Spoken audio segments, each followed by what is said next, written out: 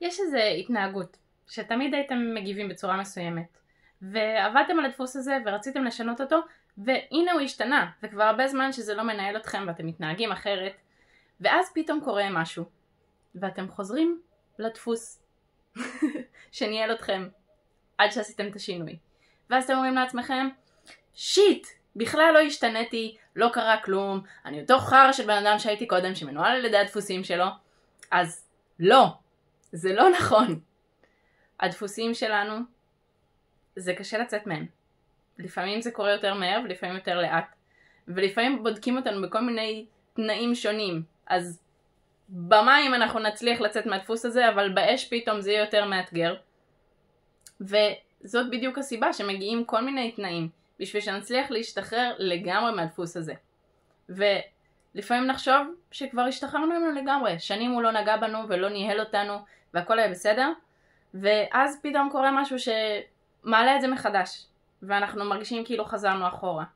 אז בדיוק בשביל זה עשיתי את הסרטון הזה, בשביל להזכיר לכם, להזכיר לנו, להזכיר גם לי, שכשקורה משהו, ואנחנו פתאום חוזרים לאיזשהו דפוס ישן, ואנחנו שמים לב לזה, ואנחנו יורדים על עצמנו על זה, אז לא לרדת על עצמנו.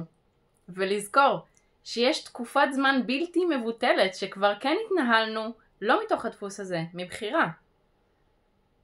שזה קורה עכשיו שוב, יש לזה סיבה מצוינת. זה פשוט לחשל אותנו וללמד אותנו שעוד לא לגמרי השתחררנו מהדפוס הזה, ויש עוד דברים לעבוד עליהם.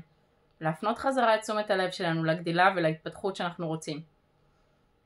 אז יש לנו יכולת, בניגוד לילדים שחווים רק את מה שקיים כרגע ושום דבר אחר לא קיים, או למבוגרים מקובעים שיש להם רק את העתיד ומה שהם צריכים להגיע והחזונות, יש לנו את היכולת לעשות קומבינציה של שתי היכולות האלה, שתי הפרספקטיבות האלה, של גם להיות ברגע ולהתאים את עצמי ולראות ולהרגיש ולחשוב ולבחון מה קורה עכשיו ואיך אני מגיבה בהתאם לזה, וגם לדעת לאיפה אני רוצה להגיע ומה המטרה שלשמה אני עושה את הדברים, שתאפשר לי לעשות את הבחירות ברגע.